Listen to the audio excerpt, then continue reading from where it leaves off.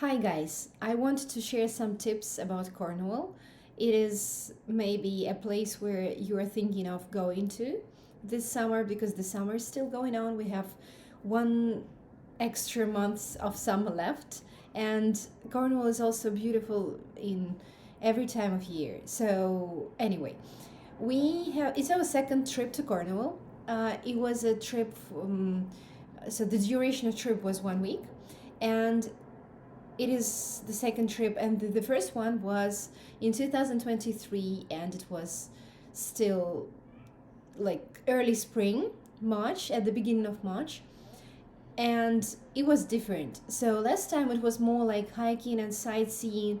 It was amazing. We stayed at Lizard Point. We really liked the place. It is very distant from everything, and it has its own distinct style. It has its own brilliant viewpoints, and hiking trails are incredible, even with a child. So I mean, with a child that can't walk. So our son was 8 years old, and he liked it as well. So he liked hiking and visiting different places. We've been to Lizard Point, Kynan's Cove last time, Land's End.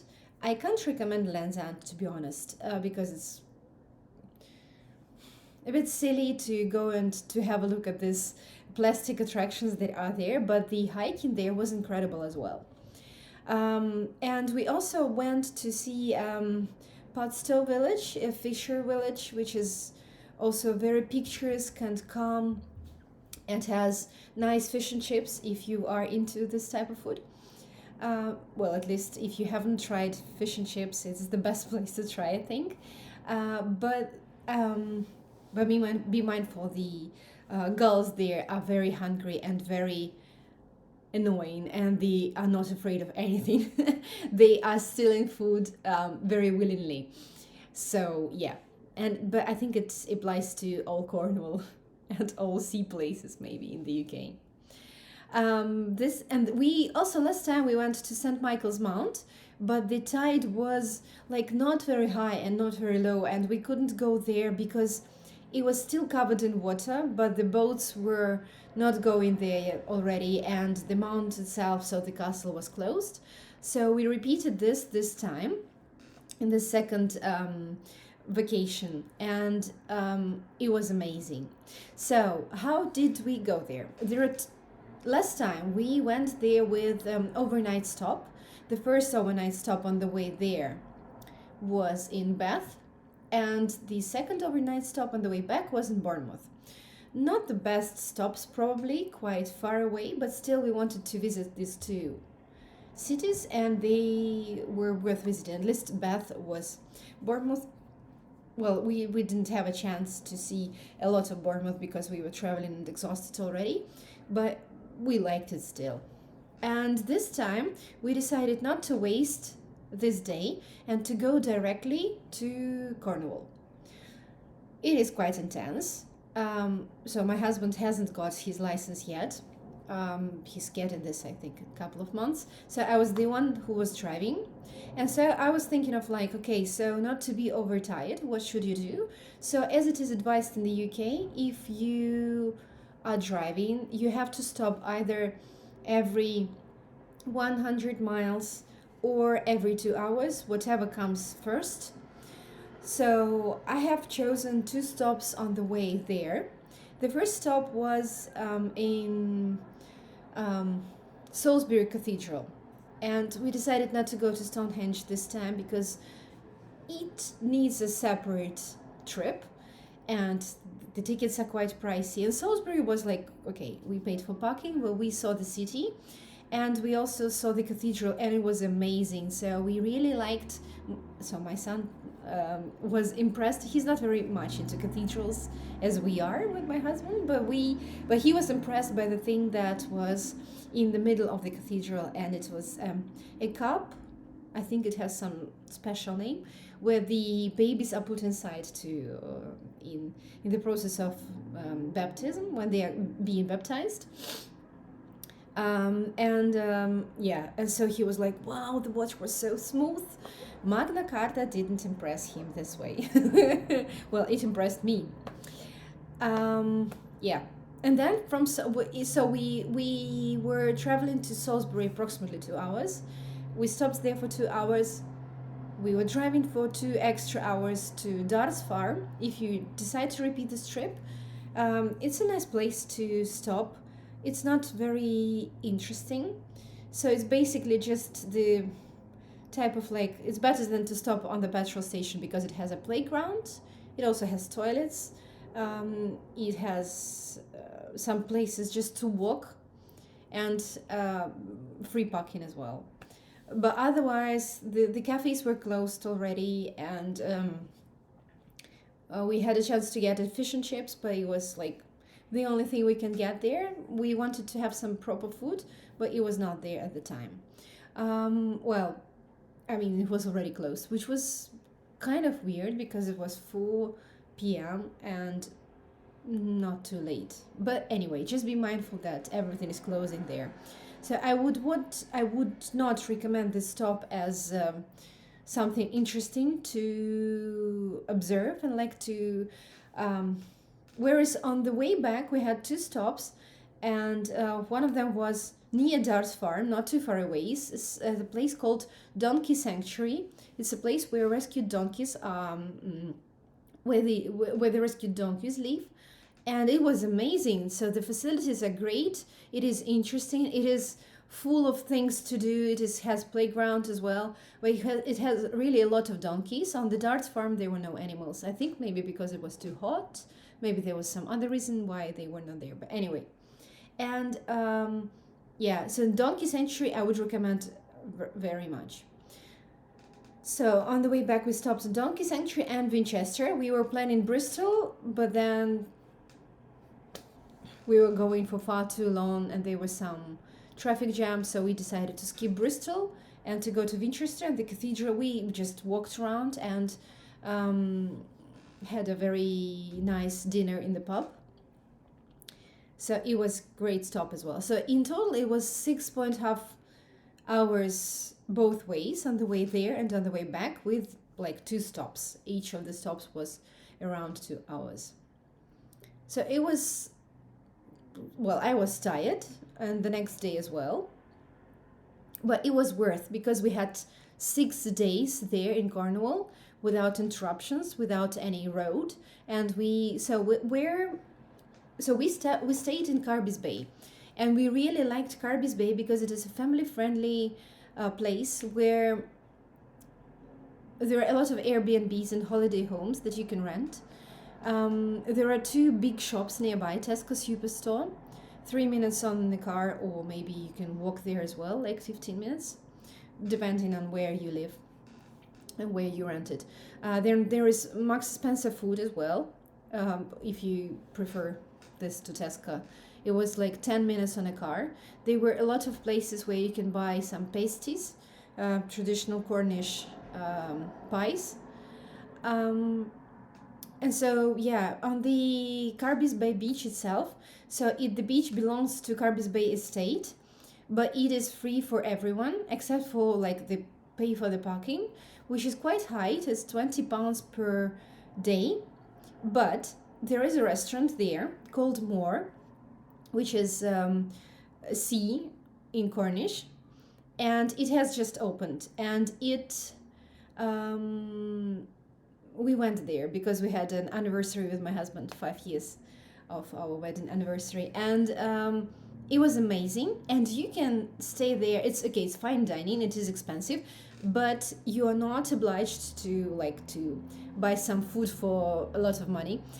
You can just buy I don't know, a salad or maybe a cocktail or maybe latte or something, and park there, and that's already covers. So you get some food and you get parking as well on the place, which is really convenient. That's what I think the majority of people were doing in order to get this parking. So we didn't need a parking because we lived nearby. There is pizza on this beach as well, so if you need some snacks to have, and it's huge, so it's like a vast territory of the beach, and not too many people there, despite the fact that it is easy to reach it with the train. because there's a train station just nearby. Uh, but yeah, so I would highly recommend this place. It is very family friendly. It could be pricey comparable to other places, but it is very, so the water is not is it has some waves obviously, so I don't know if that's very appropriate for like toddlers. My toddler didn't want to go in water anyway, but our older son was enjoying sup with my husband as well, and I also tried it and it was incredible. And when the wind is not too strong, you can swim there without any problems. The water is very clear. It has some jellyfish sometimes, though I haven't heard of anyone complaining about them. So and jellyfish mainly were there when it was like more stormy weather. When the weather is not very nice, you can go anywhere else from there, and it's easy to go on a car. And we chose St. Michael's Mount, and this time we have counted on tide times. So we parked there on St. Michael's Mount. There is a lot of parking there, and we went there on a boat when the tide was high, and on the way back we went on foot. So it was you can purchase during summer times. You purchase boat with the ticket to the castle. I think the price for the boat was around 1.5 pounds, not too pricey. Yeah, so we went to St. Michael's Mount, and I really liked the view, and I really liked the excursion. Children were they were okay with this. Our son was impressed that there was a sniff room where people used to smoke cigarettes, and he was like, wow, extra room for this? Okay, so there are no smokers in our families, you understand. Anyway, what we also visited was Porthcurno Beach, and I can't recommend it more because it is a hidden gem, and it's very shallow. There are no waves at all. It's very convenient and beautiful. It's also sandy beach. It depends on the tidal times as well, so you have to be mindful. But it's not, I think it's still possible to go somewhere, to go there and swim there even if the tide is high. I can be mistaken, so it's better to check. There are other places like that we visited on our first trip, like Kynan's Cove, and the Kynan's Cove is incredibly beautiful. It's just brilliant, and we even saw some seals there, but it's not possible to go there without if the tide is high. So we waited till the tide was low, and then we went there.